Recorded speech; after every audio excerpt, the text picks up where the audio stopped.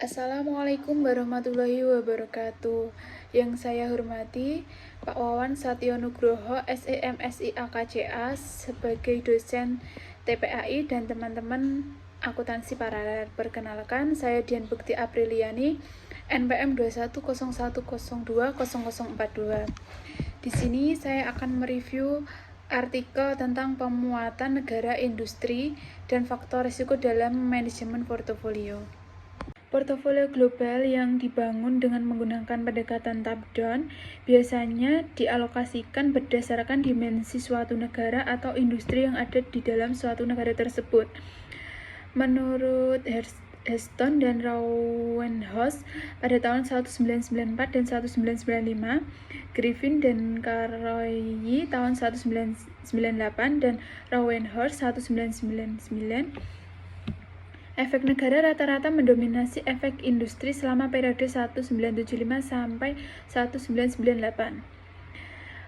Redgarber dan Wesis tahun 2000, Kavaklin dan Brickman dan Akat tahun 2000, Kernes dan William tahun 2000, dan Miller tahun 2001 menyatakan efek industri telah tumbuh begitu penting sehingga mereka telah menggantikan efek negara dalam variasi return saham internasional.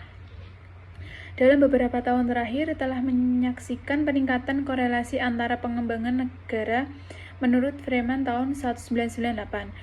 Fenomena tersebut diakibatkan oleh yang pertama yaitu perubahan struktural, yang kedua pengurangan hambatan internasional terhadap investasi, yang ketiga perkembangan besar dalam teknologi informasi yang meningkatkan akses ke informasi global, yang keempat gelombang merger dan pengambil alihan global yang belum pernah terjadi sebelumnya menuju langkah privasi, yang kelima integrasi zona geografis. Gambaran penelitian dalam artikel ini yang pertama dari prosedur penelitian menggunakan estimasi model, yaitu memisahkan varian cross seksional dari pengembalian saham internasional bulanan menjadi efek yang berbeda dan kemudian mempelajari evolusi masing-masing dari komponen.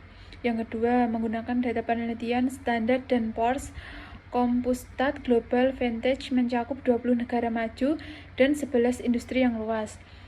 Dan periode itu selama Juli 1989 hingga Desember tahun 2000, yang mencakup saham sejumlah 7.348 perusahaan.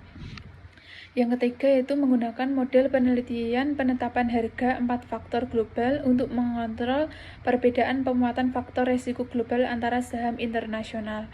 Yang keempat, kerangka penelitian. Kerangka variabel dummy negara atau industri, kami menunjukkan bahwa efek negara mendominasi efek industri selama periode sampel tahun 1992 sampai tahun 2000, menguatkan temuan dari Heston dan Rauwenhouse tahun 1994, 1995, dan Griffin pada tahun 1998. Artikel ini menggunakan pendekatan dari Karis, Ernza, dan Sarkisian pada tahun 2000. Dengan kata lain, investor harus menggunakan diversifikasi lintas negara dan lintas industri sebagai cara untuk meningkatkan kinerja portofolio. Yang kelima yaitu penekanan.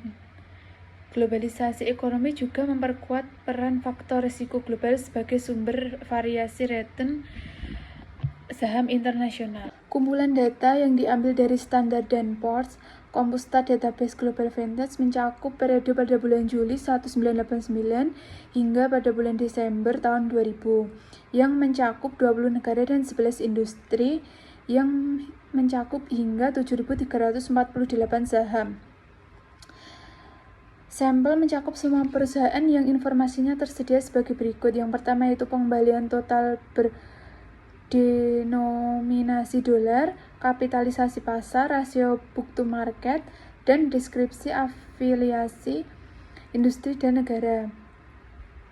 Pada data yang ada di slide, untuk panel A itu memberikan karakteristik pengembalian utama berdasarkan negara. Rata-rata yang memeriksa yaitu 367 perusahaan per negara, tetapi jumlah perusahaan dan industri berbeda-beda di setiap negara. Amerika Serikat jauh lebih terwakili dengan hampir seperempat perusahaan tercakup 1.757 perusahaan. Yang selanjutnya diikuti oleh Jepang yaitu 1.682 perusahaan dan Inggris 908 perusahaan.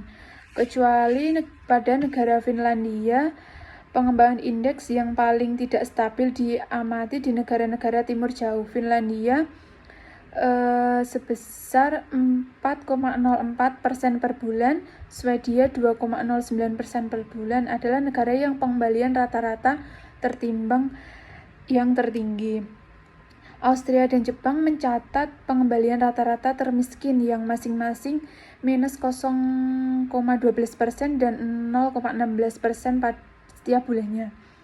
Kesalahan pelacakan rendah antara pengembalian indeks negara-negara G7 dan pengembalian indeks negara MSCI yang sesuai adalah jaminan kualitas data kami. Untuk panel yang B memberikan karakteristik pengembalian utama menurut industri. Jumlah perusahaan dalam industri bervariasi dari 1.837 untuk siklus konsumen hingga 62 untuk layanan komunikasi yang bersifat buruk. Selama periode yang dipertimbangkan teknologi 1,92% per bulan dan perawatan kesehatan 1,29% per bulan membukukan pengembalian terbaik bahan dasar 0,56 per bulan dan siklus konsumen 0,57 per bulan membukukan pengembalian terendah. Metodologi yang digunakan yaitu yang pertama yang disajikan didasarkan pada efek tetap negara dan industri. Yang metodologi yang kedua yaitu mengintegrasikan efek tetap negara dan industri dengan pemuatan faktor global. Yang pertama yaitu efek tetap negara dan industri. Pada metodologi ini menggunakan prosedur 2 langkah untuk membedakan antara varian pengembalian saham internasional karena pengaruh negara dan varian yang disebabkan oleh pengaruh industri. Langkah pertama yang digunakan yaitu memisahkan kinerja yang terkait negara dan terkait kinerja industri serupa dengan kerangka regresi variabel dummy yang digunakan dalam Heston dan Rouwenhorst pada tahun 1994, 1995 dan Griffin dan Carolyi tahun 1998.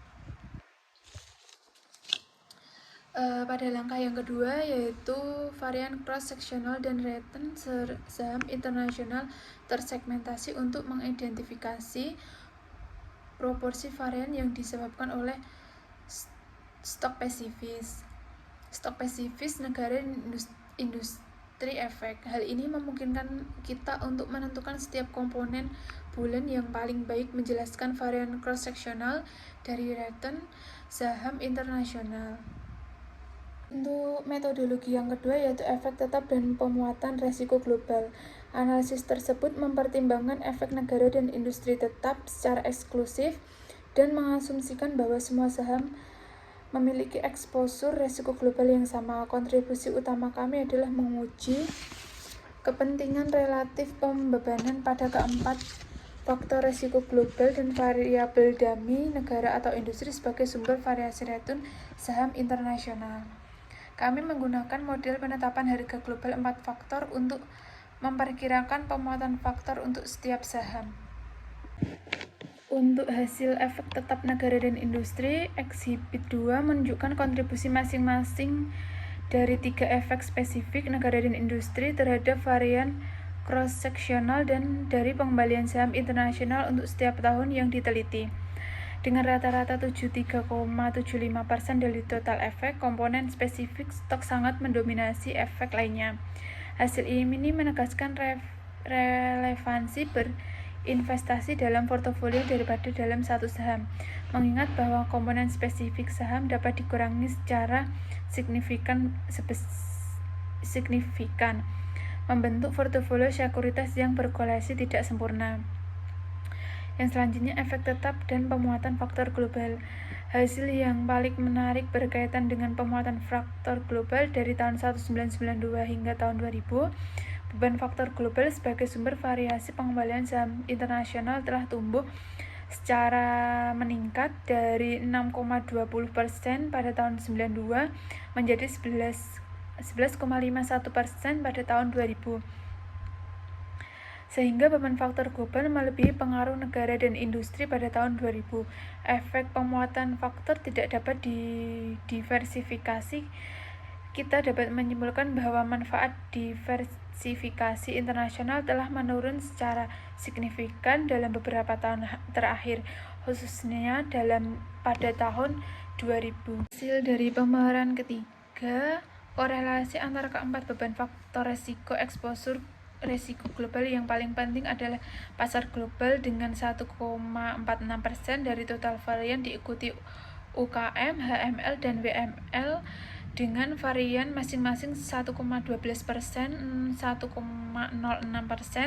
dan 0,9%. Peningkatan kepentingan relatif dari beban faktor global sebagai sumber variasi dalam return saham internasional didorong terutama oleh peningkatan presentasi varian yang dijelaskan pasar global dan beban ukuran dari 0,77% dan 0,9% pada tahun 1992 menjadi 2,60% dan 2,61% pada tahun 2000.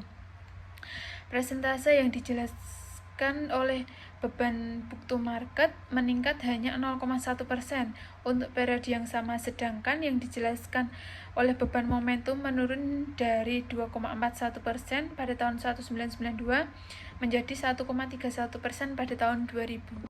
Hasil dari pameran 4, panel B menunjukkan hasil ketika manajer portofolio global terbatas pada Amerika Serikat, Jepang, dan Inggris serta Jerman dibandingkan dengan tampilan 3. Rata-rata berpengaruh negara menurun dari 14,77% menjadi 10,97%.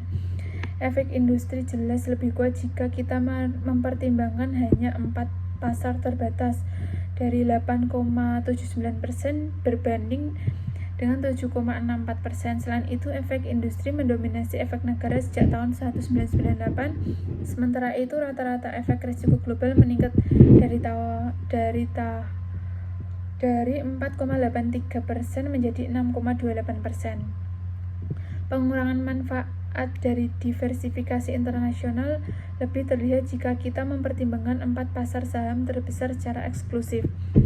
Untuk panel C menunjukkan efek risiko spesifik saham, negara, industri, dan global ketika hanya 25 perusahaan teratas dalam hal kapitalisasi pasar yang dipertimbangkan.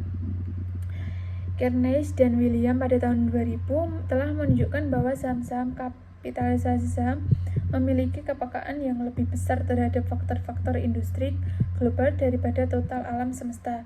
Hasil kami sebelumnya tidak dapat berubah secara material dengan membatasi alam semesta total saham berkapitalisasi besar. Dari artikel ini dapat disimpulkan yang pertama, strategi manajemen global harus memperhatikan manfaat dan diversifikasi industri.